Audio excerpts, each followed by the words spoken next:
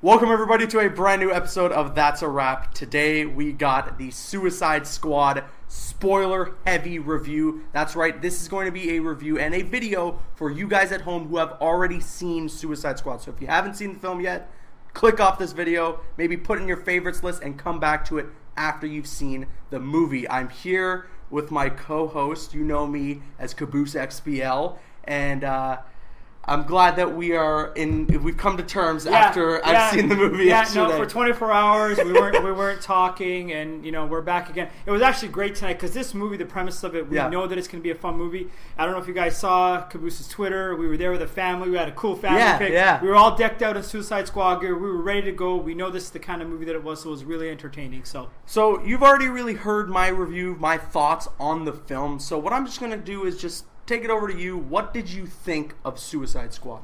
Entertaining movie, no doubt about it. Nobody can say different. I expected that, and that's what we got. Yeah. Yes, I have my gripes, and we'll kind of get into those, but it was a very entertaining movie. Let's get right into the characters, because there is particular characters in the movies that a lot of people cannot play. There's, you got the Joker, Harley Quinn. Those are monumental characters in the DC world. Yeah. And I thought they were good. I'll start with Will Smith. He was great. And I told you this many times, Aaron. I am so happy they got an A-lister like for him for this movie. You can tell his presence, the whole entire movie, he carries it. He carries it. His comedy, his intensity. I love this character, love this outfit. He has a lot of heart, too. He has a lot of heart, and they show a lot of that with each character. With his daughter and everything. It was really good. And that brings me to one of my favorite moments in the movie is when we see Batman come down. Because first of all, seeing Batman gliding was something we hadn't seen. That was pretty cool in movies, and it was awesome when he landed. And then it was such a really heartfelt moment when Batman sits there and he's like, "I don't want to do this in front of your daughter." It was like, wow, that is like a Batman moment. Because I didn't know where he was going to enter in this movie just from the trailers that we saw, so it was a big connection. And he was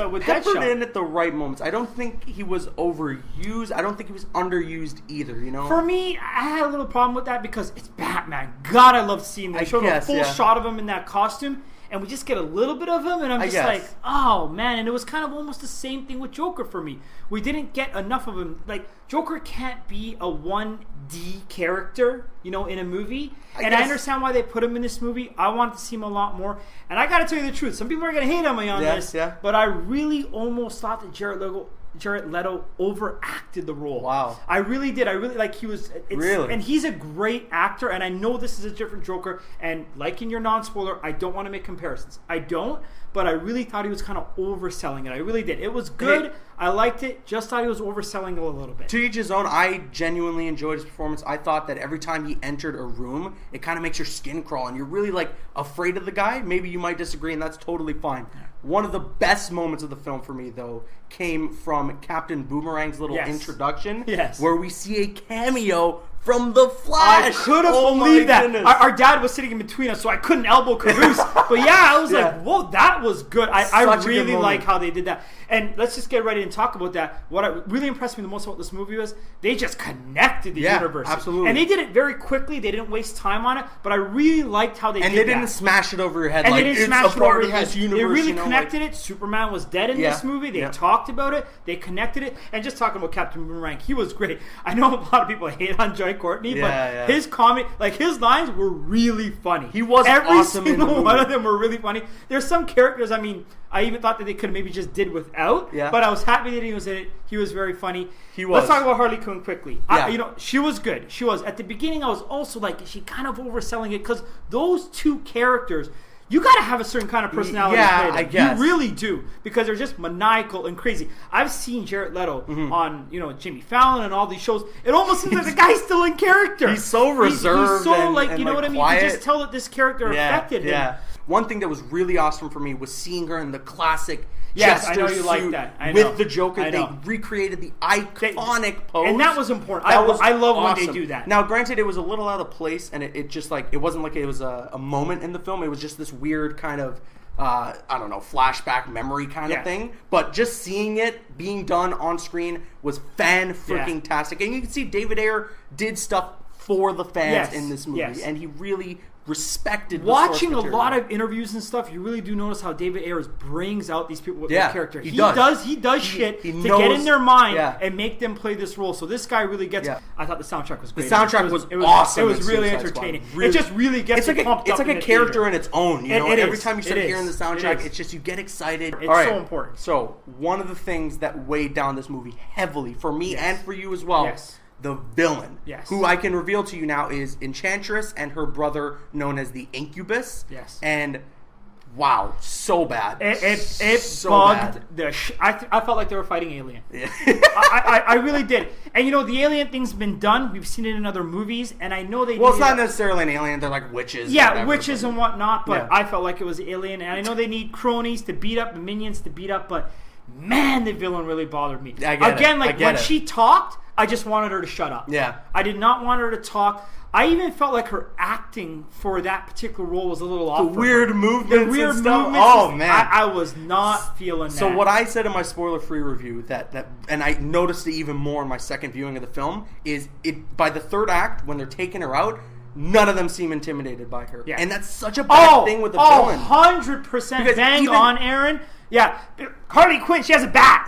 And she was ready to kick a witch's ass that has special powers. Yeah, so that's a great point. So when they're all in this giant battle and she's controlling clouds and stuff and everyone's just still cracking jokes and whatnot, it was like, it takes me out of the movie because even if she was a terrible villain, if at least they were like shivering in her presence, you could get some sort of salvageable character out of her. That's one thing in these movies I always pay close attention to, so do you. The villains, when they're in the mood, jokes can be done. But when it takes away the intimidation of the villain, major fail. Exactly. And that was something for Guardians of the Galaxy that brought it down as well. So, in this movie, the villain, pretty much non-existent. I mean, but the action's there. It's a good time. You know, if it's on TV. And Diablo was good. We got to talk about him for a second. I thought his character was great. You know, obviously, I love how they told the story again of each character because we didn't know a lot about the characters. I like how they introduced that with the stats at the beginning. That was something different. That was great. I like that. And he was a key clog and a key character, and he kind of really did galvanize. He kind of creeped out of the shadows from his character because you don't really see much of him from the trailers or anything, and you don't really get much of him. But once you see this film, he's going to end up surprising you quite a lot. And especially, of course, what happens at the end of the film,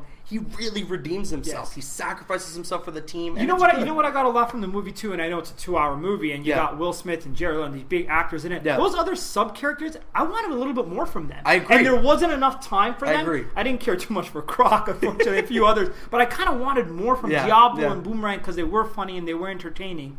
So, you know, it is what it is. It's a 2-hour movie. You can only do so much. Exactly. And, of course, the movie ends with the Joker rescuing Harley Quinn, leaving that book open-ended, of course, for down the line with the solo Batman movie. That realm of imagination definitely stays there. They really pushed that hard in this, how they love each other, and that whole story where Harley Quinn and Joker finally kind of came to this. They really made us feel that. And they told it well. It's just like the comics, and it's very well done. A lot of the Harley flashback stuff about her turning into Harley Quinn was really well put together. I enjoyed seeing that because I haven't seen that too many times. So it was, like I said, it's just a good movie. So before we get into the post-credit stuff, I gave the film a 7.5 out of 10. What do you give Suicide Squad? I give the movie a 7 out of 10. Fair enough. Yes. All right. So you and we're giving that 7 out of 10. I'm going to get on my high horse for 1 second. Okay. All right. 1 second. Do it. You know, recently at San Diego Comic-Con, just, you know, happened over the weekend. We heard rumors and stuff of Zack Snyder already got booed when he came out.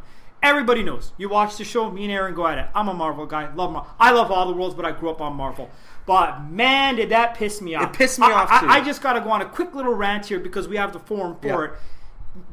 Aaron works in the industry. Can you even fathom what it takes to make a movie? You can't. It's insane the process you have to go through. And if you're going to boo him, okay, you didn't like Batman vs. Superman, you didn't like Suicide Squad. That was about 2.5 hours that you were disappointed. Yeah. You were excited for 2 years. There's this the hype excitement and the excitement afterwards. Yeah. And another thing, how excited are we for the Batman solo movie? How excited are we for Justice League? Justice League. Everybody remember, Ben Affleck is there because of Zack Snyder. Exactly. You know? And 100% right. You know me. I'm critical of the movies. I am. You know me. I get critical of the movies.